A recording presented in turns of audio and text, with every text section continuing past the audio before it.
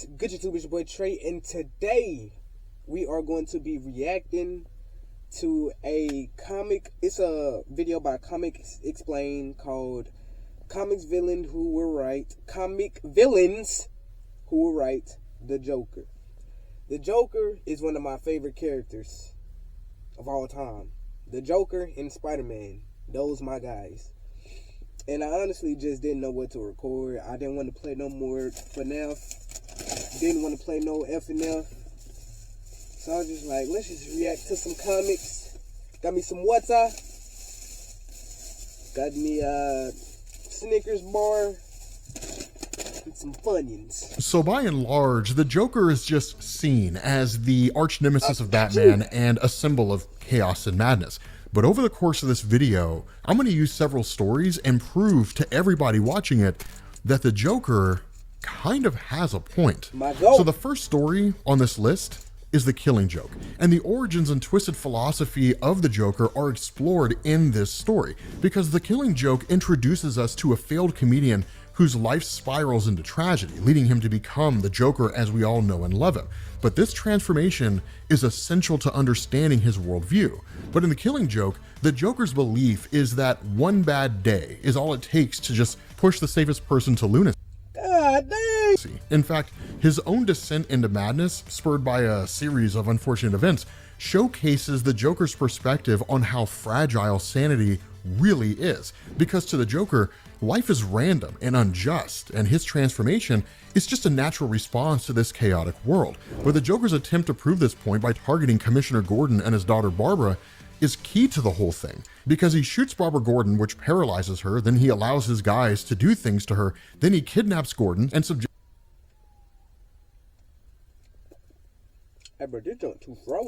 him to psychological tortures, which include forcing him to look at pictures of his injured daughter. But these are not just acts of cruelty, they're his way of demonstrating that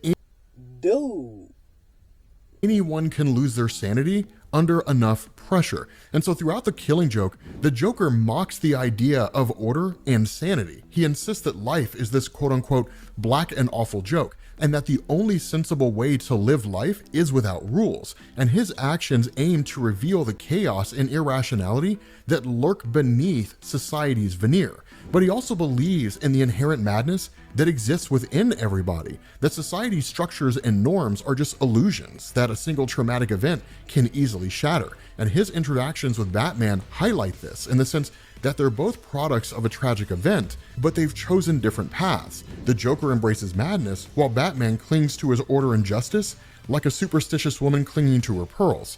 But the next story that I want to go into here is The Dark Knight Returns by Frank Miller, because this gives us an introspective and older Joker who basically wakes up after hearing about Batman's return, and the story itself highlights their intertwined destinies. Because the first thing that happens is that the Joker wakes up from a catatonic state, and he immediately goes on a killing spree, pushing Batman to his absolute limits. The Joker's goal here is to provoke Batman into breaking his moral code. He wants Batman to kill him, proving that even the Dark Knight can be driven to madness and murder. That haircut is insane. And the Joker sees them as inevitable counterparts, destined to clash forever. He believes that chaos and order are inextricably linked, each giving meaning to the other. And so his desire to die at Batman's hands is a testament to his belief in the transformative power of chaos and madness. And so as the Joker embarks on his rampage, his actions are meticulously designed to test Batman's resolve, from poisoning the guests on a talk show to inciting a riot at a county fair. Every move is calculated to push Batman closer to the edge. And so the Joker's final confrontation with Batman in the Tunnel of Love is a twisted ballet of violence and philosophical debate. He taunts Batman, he tries to break his spirit, and then tries to force him into a moment of ultimate weakness. But throughout their battle, the Joker articulates his view that they are two sides of the same coin. He believes that Batman's strict moral code and his own tendency towards anarchy are both responses to the same kind of trauma. In this way, the Joker seeks to prove that even Batman, the epitome of order, can be driven to madness, which would ultimately validate the Joker's worldview. But moving into our next story, Batman, the Man Who Laughs. Not the Batman who laughs, the Man Who Laughs. This is Joker critiquing society, because this story by Ed Brubaker and Doug Mink takes us back to the Joker's early days of crime, offering a deeper look into his critique of social structures and corruption. But the story paints the Joker as a force of nature, intent on exposing the hypocrisy and fragility of Gotham City's elite. But the Joker's rampage is not just about chaos for the sake of chaos. He targets Gotham's prominent figures, unveiling their secrets and then bringing their corruption to light. His actions are a direct assault on the city's upper echelons, aimed at revealing the lies and deceit which all the power is built on. A good example of this, the Joker contaminates the city's water supply, causing widespread panic and then revealing the inadequacies of the city's infrastructure. He also orchestrates the murder of several high-profile individuals, exposing their moral failings in the process. But by doing this, the Joker seeks to show that Gotham's social order is nothing but a facade, easily shattered by a single determined individual. And throughout the narrative, the Joker's dialogue is filled with scorn for the city's attempts to maintain order. He mocks the authorities and then their futile efforts to contain him, which highlights the absurdity and futility of their efforts in the first place. And the Joker's belief in the necessity of chaos is evident as he unleashes a series of attacks designed to destabilize and expose the underlying corruption of Gotham's institutions.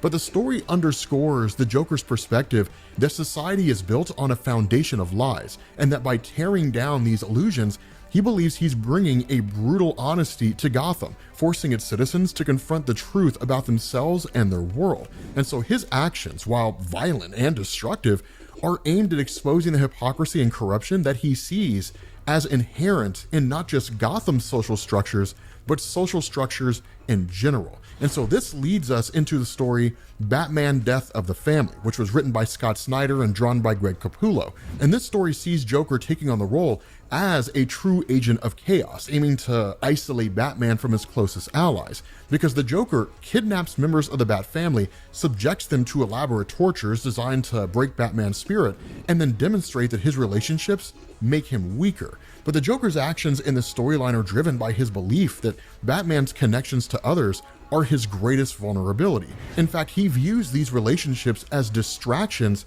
that prevent Batman from reaching his full potential. By targeting the Bat family, the Joker seeks to strip Batman of his support system, forcing him to confront the chaos and darkness that exists within himself. And throughout the narrative, the Joker's perspective on the importance of chaos is clear here.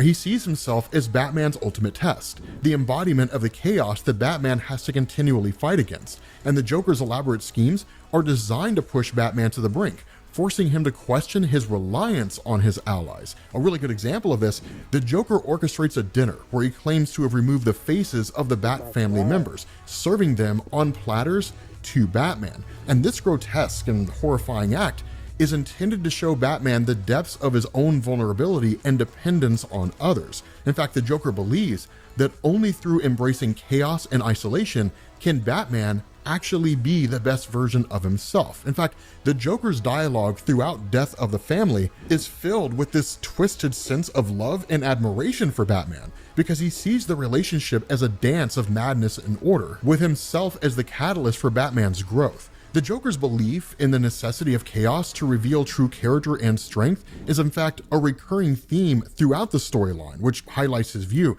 that Batman's true potential can only be realized through the destruction of his closest bonds. But this takes us into our final story, probably the greatest Joker story that's ever been written, which was called Joker, and it was written by Brian Azzarello, because we see a more grounded and gritty portrayal of the Joker as a crime lord with a warped sense of justice. This narrative offers a deeper look into his rationale, presenting him as a character who believes his actions are Y'all think Batman as a crime lord is bad? Like how y'all saying Batman don't kill, but he paralyze people? Imagine Joker as a crime lord, dude. I mean, well, you don't gotta imagine, but I'm just saying, though.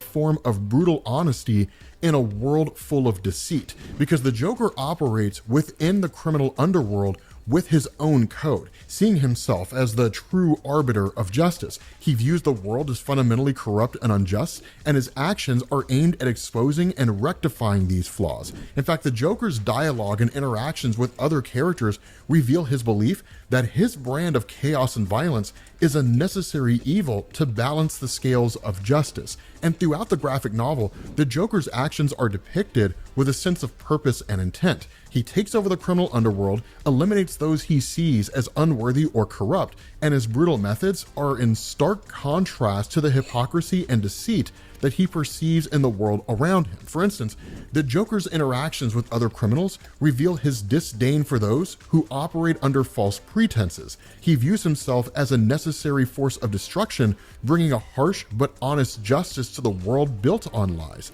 And so the Joker's belief in the necessity of his actions is evident as he ruthlessly pursues his goals, seeing his violence as a means to an end. And so in the end, for the Joker, madness and chaos are just intrinsic to human nature and society. There is no way to get around it, and that order and structure can never truly exist in the long run. And that by embracing these elements, he believes that he reveals the true nature of the world and its inhabitants. And while his methods are undeniably violent and extreme, they underscore his point that beneath the surface of all this order and sanity lies a world teetering on the edge of chaos. And that only through that chaos will people be their true and honest selves, because in the end, that's what they really are. So let me know what you guys think about this kind of video down in the comment section. Do you guys want to see more videos?